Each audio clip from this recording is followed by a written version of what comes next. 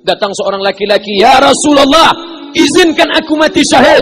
Karena orang yang mati syahid itu tidak akan merasakan sakratul maut illa kal qars, seperti cubitan pada tangan. Izinkan aku mati syahid, karena kalau aku mati syahid tidak akan ada azab kubur. Izinkan aku mati syahid, karena kalau aku mati syahid tidak akan ada hisab, langsung masuk surga. Nabi bertanya, "Alaka min ummin?" Ibumu masih hidup? Ibumu ada di rumah? Ya. "Ilzam rijlaiha fathammal jannah." Urus tapak kakinya, akan kau dapati surga di sana.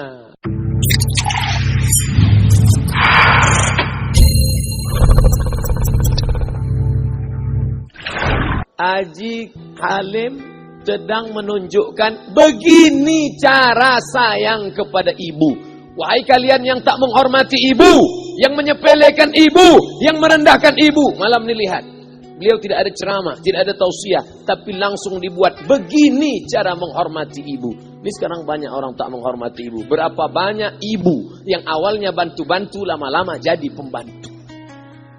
Dulu dia tidak tarawih, kenapa? Karena kita menangis merengek di rumah. Sekarang di hari tuanya dia tidak tarawih juga. Kenapa? Dia menjaga cucunya. Berapa banyak itu terjadi? Jangan sampai. Dia tidak pernah menolak cucunya, dia sayang.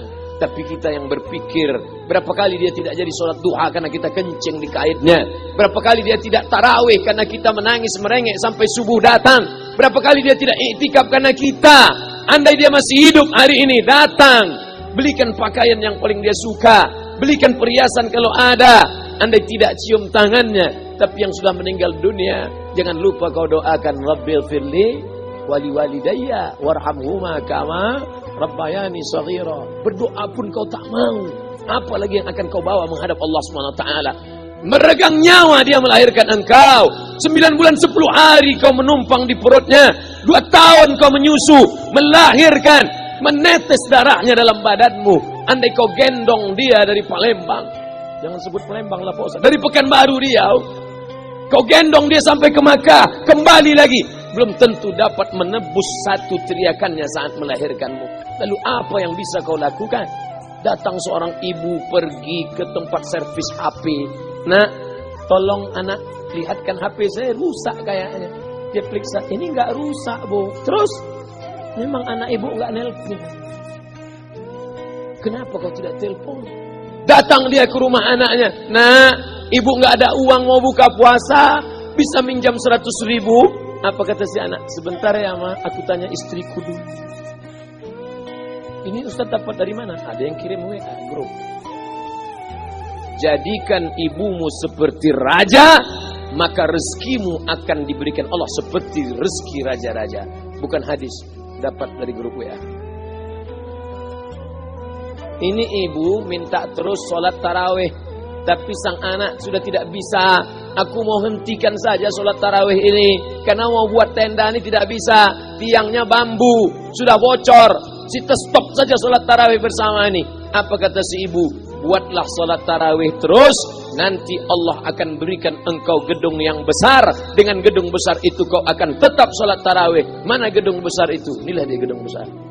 Langsung dikabulkan Allah Subhanahu wa taala. Karena setelah Allah langsung orang tua. "Wa qadara rabbuka alla ta'budu illa iyyah." Allah sudah wajibkan engkau menyembah Allah. Setelah Allah, "Wa bil walidaini ihsana." Kedua orang tua. Jangan kau lawan ibumu. Anak-anakku, jangan kau lawan ibumu. Karena kau lawan ibumu, kau tak pernah mencium kebahagiaan. Walaupun hartamu banyak, kau akan berenang dalam air mata penderitaan sampai kematian datang. Ada pezina hidup di dunia senang, ada pecandu narkoba hidup di dunia senang, tapi orang yang durhaka tetap dapat dosanya dibalas Allah di akhirat. Di dunia juga dapat. Ustaz, kalau di akhirat dapat, di dunia dapat, untuk apa lagi di dunia? Yang di dunia itu DP-nya. Nanti di akhirat akan kau dapatkan cash-nya. Oleh sebab itu jangan main-main dengan ibu. Datang seorang laki-laki, "Ya Rasulullah, izinkan aku mati syahid." Karena orang yang mati syahid itu tidak akan merasakan sakratul maut illa kal qars, seperti cubitan pada tangan. "Izinkan aku mati syahid, karena kalau aku mati syahid tidak akan ada azab kubur." "Izinkan aku mati syahid, karena kalau aku mati syahid tidak akan ada hisab, langsung masuk surga." Nabi bertanya, "Alaka min ummin?" Ibumu masih hidup? Ibumu ada di rumah? Ya. ilzam rijlaiha fathammal jannah, urus tapak kakinya, akan kau dapati surga di sana. Tak perlu kau mati syahid, tapak kakinya kau urus, kau dapati surga di sana. Kalau tapak kakinya kau urus dapat surga, apalagi kau urus kepalanya, apalagi kau urus badannya. Pulang dari sini, urus ibumu, mandikan dia, belikan pakaian yang baik, cari makanan kesukaannya. Kalau dia sudah meninggal, maka kau datang ke sana, langsung dapat tisu. Bapak Ibu yang dimuliakan Allah Subhanahu wa taala. Ini ustaz suaranya menggelegar nih, marah apa? Enggak, saya tak marah. Terus dikasih Haji Alim buka nasi kuning tadi, makanya suara menggelegar. Dimasukkan Pak Kapolda daging sama ayam 3. Masya Allah, ini kari Palembang nih Pak Ustaz. Mantap, menggelegar suara kita di rumah. Bapak Ibu yang dimuliakan Allah Subhanahu wa taala, datang seorang laki-laki, kata Nabi sallallahu alaihi wasallam, nanti akan ada laki-laki yang datang kemari minta doanya, doanya kabul. Sahabat heran, kami yang hidup sama Nabi, kami yang perang sama Nabi, kami yang jihad sama Nabi, kenapa mesti minta doa dia? Dia tidak pernah ketemu Nabi. Pokoknya nanti kalau dia datang, minta doa sama dia. Setelah Nabi SAW meninggal, barulah dia datang. Orang itu bernama Uwais Al-Qarni.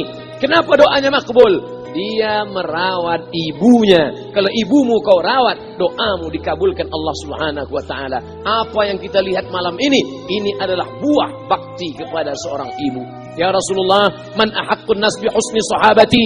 Siapa yang paling layak mendapatkan baktiku? Ummuka. Siapa lagi? Ummuka. Siapa lagi? Ummuka. Ibumu, ibumu, ibumu. Summa man? Siapa lagi? Abuka. Kami, Ustadz, Jenderal Bintang 5, alim ulama, kami hanya dapat 1, sedangkan kalian ibu dapat 3. Ibumu, ibumu, ibumu. Kenapa ibu dapat 3? Karena ibu bisa melakukan 3. Ibu mengandung, ibu melahirkan, ibu menyusukan. Kalau bapak mau dapat 3, coba yang 3. Pulang dari sini, pergi ke tempat jual kelapa muda, beli 1. Jangan dibelah, ikat di perut 9 bulan 10 hari. Kalau mau merasakan melahirkan, pulang dari sini, pergi ke tempat jual mangga. Telan bulat-bulat, keluarkan bulat-bulat. Emang enak jadi perempuan. Mereka luar biasa. Tanya ibumu, berapa kali dia meninggalkan puasa Ramadan? Saat mengandung engkau, 30 hari dia tak puasa. Saat menyusukan tahun pertama, 30 hari dia tak puasa. Saat menyusukan tahun kedua, 30 hari dia tak puasa. Saat dia mau ganti qadha tahun berikutnya, adik mau menyusul. Hari ini dia belum mengqadha puasanya, dia terhutang di hadapan Allah. Lalu apa yang bisa kau lakukan? Malam ini betul-betul disadarkan. Alhamdulillah, ibu saya masih hidup, umurnya 70 tahun. Saya akan pulang dari kajian malam ini. Nampaknya malam ini saya yang ceramah, saya yang tausiah. Tapi saya mengambil pelajaran. Pulang dari sini, saya akan lebih sayang pada emak saya. Saya lebih cinta kepada ibu saya. Saya malu, saya hanya pandai berceramah, berkata. Tapi orang sudah mengamalkannya langsung. Haji Alim membelikan gelang ibunya 2 kali sampai 4 kali setahun. Gelang cincin. Sudah dibelikan 2 bulan, hilang. Kemana? Ada orang susah tadi aku kasih. Ternyata itu yang membuat rezeki melimpah ruah. Maka rezeki buah yang sudah matang harus kita joloknya dengan apa? Dengan berbakti kepada ibu. Bapak Ibu yang dimuliakan Allah, saudara-saudaraku yang dimuliakan Allah Subhanahu wa taala. Ibu ini luar biasa. Sampai-sampai ibu, Ustaz jangan nunjuk pakai tangan kiri lah. Oke, pakai kanan. Ibu, andai ngomong ibu salah, tetap dikabulkan Allah Subhanahu wa taala.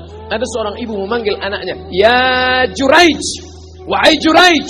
Anaknya sedang beribadah. Ibadah pada Allah atau nyambut ucapan ibu? Allah lebih mulia, dia diam. "Ya Juraij." Dia tetap diam. "Ya Juraij."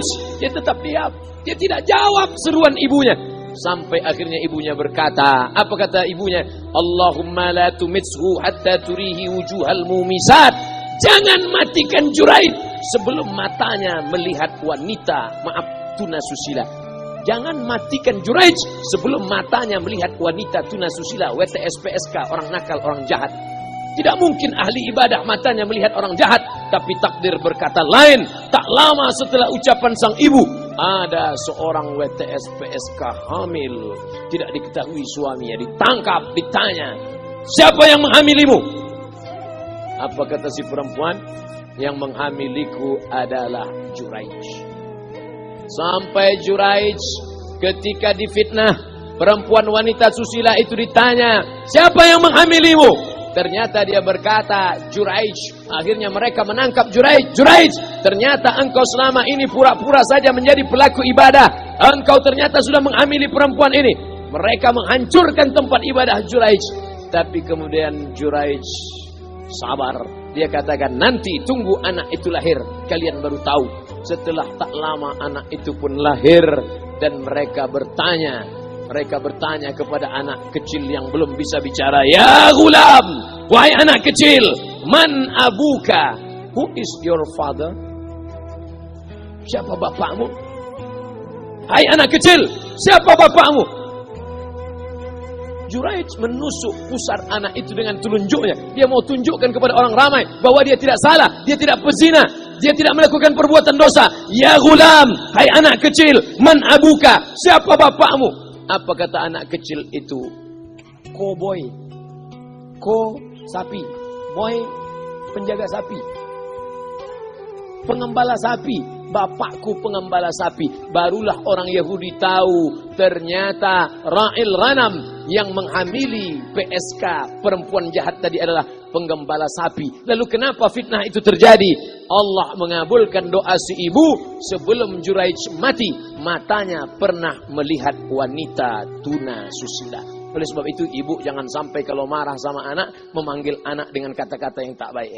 Setan, hantu. Kalaupun marah panggil dia, calon wali kota. Kalau marah betul, calon gubernur. Sini sebentar. Doa ibu dikabulkan Allah Subhanahu wa taala.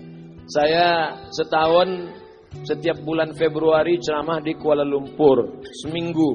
Kuala Lumpur, Selangor, Sarawak, Kuching, kemudian Malaka, Ipoh, Negeri Sembilan.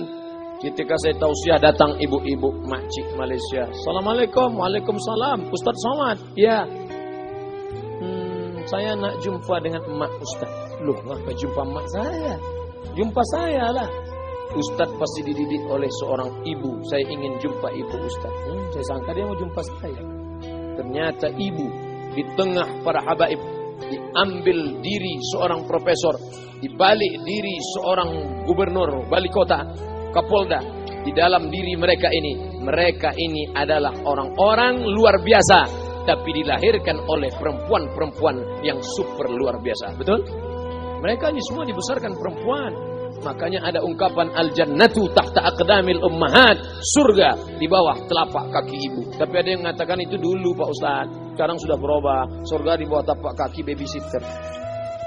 Karena banyak yang menitipkan anaknya kepada penitipan anak. Jangan, Bu. Walaupun kau wanita karir, tidak seberapa itu. Tidak dapat kau tebus kehilangan masa-masa manja mereka dengan pendidikan. Ini banyak ibu-ibu sekarang sudah tidak lagi mengurus anaknya.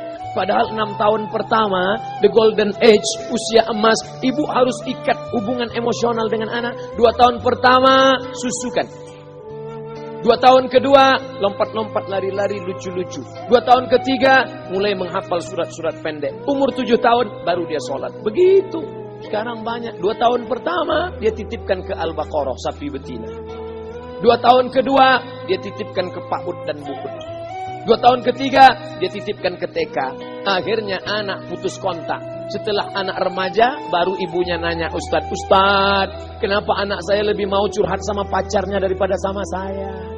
Karena anak sudah lost contact, putus hubungan dengan ibu. Itulah yang dulu dikejar dengan wanita karir. Pergi pagi, pulang petang, peras keringat, banting tulang, tunggang langgang, lintang pukang. Tak dapat kau tebus dengan apapun. Oleh sebab itu, kalau kau sayang kepada mereka, besarkan mereka. Nanti setelah dia SMP, kau tetap bisa berkarir, tetap bisa apapun. Tapi usia emas ini tetap jaga mereka. Di balik anak-anak yang luar biasa, ada ibu yang luar biasa. Di mana letak ibu luar biasa itu? Inilah dia, ibu-ibu semua insya Allah. Amin.